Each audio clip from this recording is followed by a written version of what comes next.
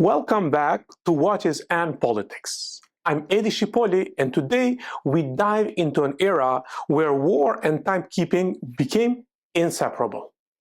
Two world wars didn't just redraw borders, they redefined how we wear time on our wrists. War changes everything: habits, inventions, the way we live, and few objects better capture that transformation than the wristwatch. In today's episode, we're diving into the remarkable evolution of the wristwatch, tracing its unlikely path from a piece of jewelry into one of the most indispensable tools of modern warfare, and ultimately a cultural icon.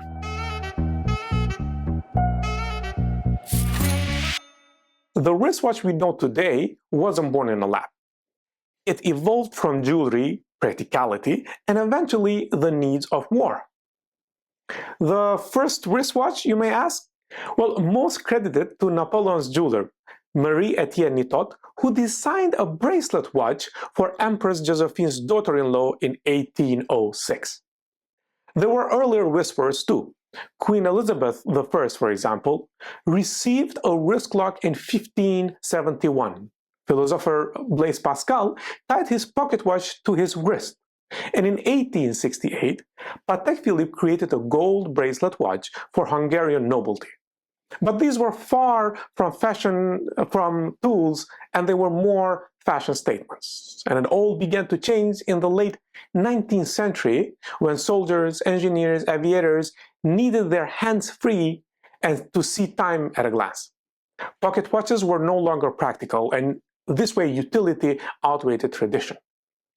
That brings us to one of the greatest ironies in history, where technology needed for the wristwatch had already existed for over a century.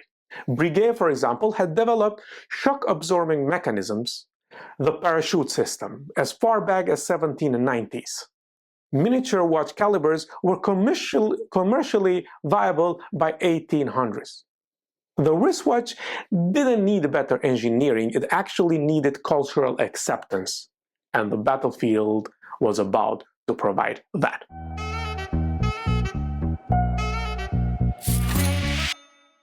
World War I changed everything. Just like how GPS, microwaves, and even weather satellites were all born from military need, the wristwatch was thrust into the spotlight by war, by soldiers who needed more than pocket watches could offer. In the trenches, reaching into your coat for a pocket watch was slow, and sometimes fatal. So soldiers soldered locks into pocket watches, added leather straps, and wore them on the wrists. These makeshift timepieces were called trench watches. They were rugged, readable, and born of necessity. When soldiers returned home, they kept them. And just like that, the wristwatch was no longer niche. It was a symbol of service and survival after the World War I. It's worth remembering, too, that the wristwatch's story during the war wasn't just limited in the battlefield. In 1917, Jaeger and Lecoultre, still separated entities at that time, were supplying dashboard clocks for fighter planes and vehicles. Actually, over 100,000 of them, and pilots like Edmond Audemars, a friend of Lecoultre family, tested these under brutal conditions. After the war, the same technology ended up in Bentleys, Bugattis, and Aston Martins. It wasn't just about telling time. It was about identity. The wristwatch became a badge of honor.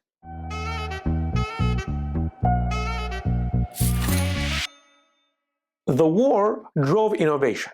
Watches needed to be readable at night. So watchmakers began using radium paint. It glowed in the dark when there was no need for electricity. They needed to survive shock, water, and harsh weather. Metal grides protected crystals. Waterproof cases were developed. Shatterproof glass entered into the scene. And then there was water. The trenches were basically open pits filled with mud and standing water. That's when water resistance entered into the picture, and not just for diving, but for everyday survival as well. Case designs were strengthened, seals were added, and the idea of tough watch began to take hold. These innovations didn't happen in isolation, of course. They came from companies responding to real-time needs. Omega, Longines, Zenith, they weren't just selling watches. They were engineering solutions. Omega supplied watches to the British Army and the Royal Flying Corps, while Zenith produced chronographs for artillery officers, and Vacheron Constantin made rock timepieces for the US Army Corps of Engineers. Watches had become instruments of precision, of survival, and of strategy. So, what happened when the war ended? Well, soldiers came home wearing their trench watches, and they didn't stop. These watches had been tested in the most demanding environments imaginable. They were reliable, tough, and suddenly fashionable. Brands picked up on this quickly. In the 1920s, Rolex ran campaigns emphasizing its role in supplying officers during the war. The wristwatch wasn't just a tool anymore. It was a symbol of masculinity, discipline, and reliability.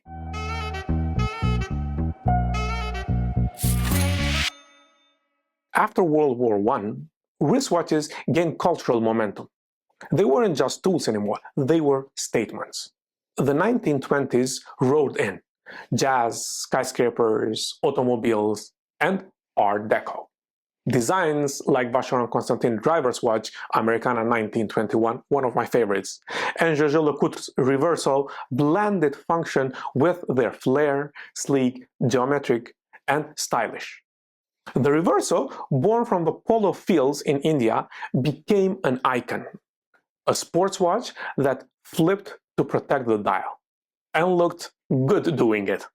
In 1930s and 40s, brands like Rolex and Omega pushed these ideas further, launching dive watches like the Submariner and the Sea Master, timepieces born from the same spirit of rock functionality that had defined the trench watch.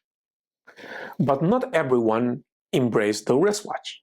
Many traditionalists clung to pocket watches. It wasn't until the 30s that market data confirmed the trend that wristwatches were here to stay.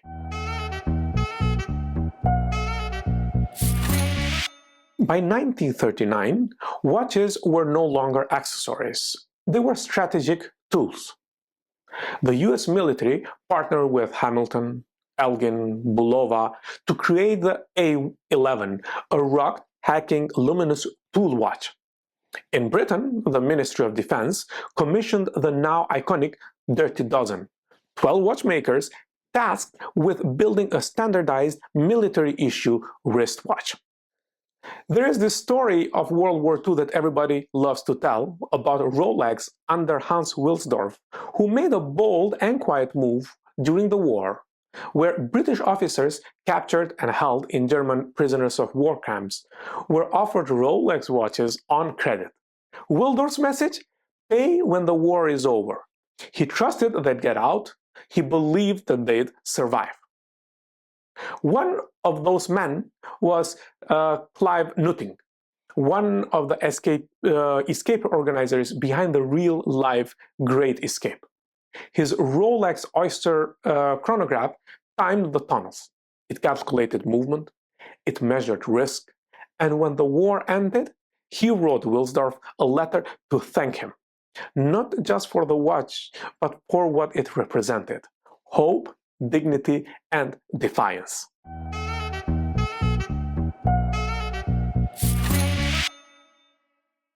Switzerland's neutrality gave its watchmakers a powerful edge. In the aftermath of World War II, Swiss watchmakers found themselves in a remarkably strong position.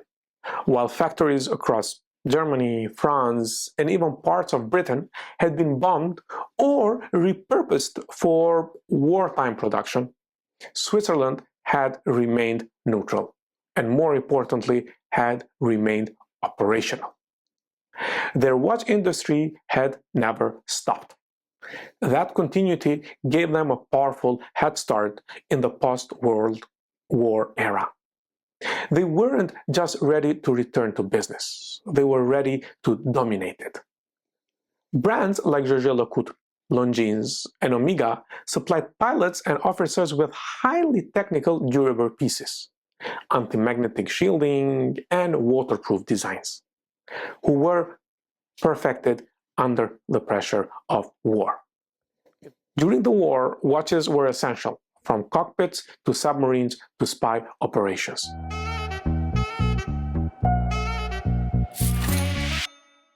But when the war ended, the wristwatch didn't disappear. It actually exploded.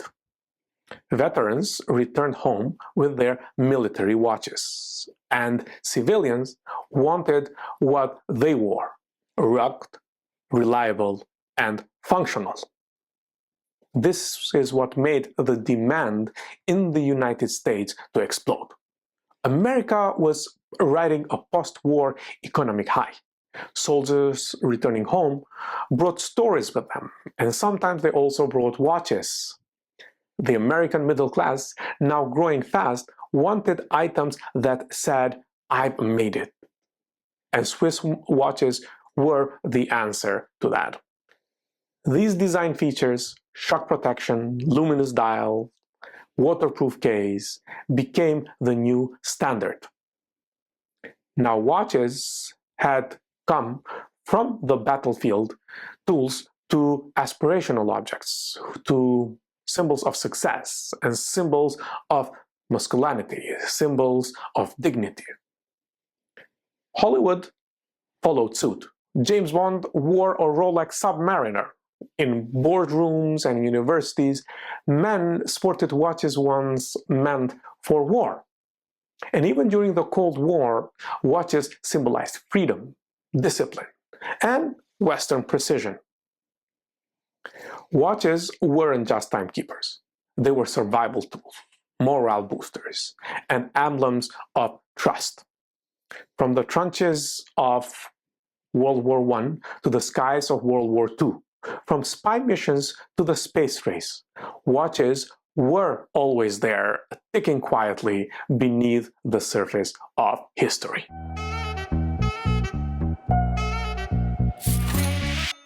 In times of war, a watch is more than a metal and a movement. It's coordination, it's courage, it's survival. And when peace returns, it becomes a memory, a status, and a symbol. All those military innovations, waterproof cases, luminous dials, shock protection, chronographs, even anti-magnetic features, started showing up on the wrist of everyday people. Civilians didn't just want watches that looked good. They wanted watches that had done something, worn by men who crossed oceans, jumped out of planes, or stormed beaches. That legacy made military-style watches a mark of masculinity, competence, and understated style. You may ask, what is the most famous example? Well, of course, the Rolex Submariner. In Dr. No, in 1962, Sean Connery strapped on a Rolex Submariner and introduced it to the silver screen. Suddenly, this military-born tool watch was also the watch of the world's most suave secret agent. And in Live and Let Die, Roger Moore's Bond took things even further. His Rolex Submariner 5513, I think, was customized for the movie with a basso bezel and a built-in magnet. Yes, it was pure fantasy, but the watch became iconic. It even unzipped Miss Caruso's dress with a flick of bronze wrist, which of course is a moment that lived forever. And Submariner became a watch of charm, of dangerous, of style. That's what military watches had become, and that's what they represented. An increasingly tool of style. Watches weren't just about telling time anymore. They were more about telling your story. The wristwatch is a piece of politics worn on the wrist. In the next episode, we'll explore what happens when war gives way to disruption, when the ticking heart of horology is challenged by courts and upheaval. Thanks for watching Watches and Politics. I'm Edi Shiponi. Please subscribe, share, and stay tuned for the next episode.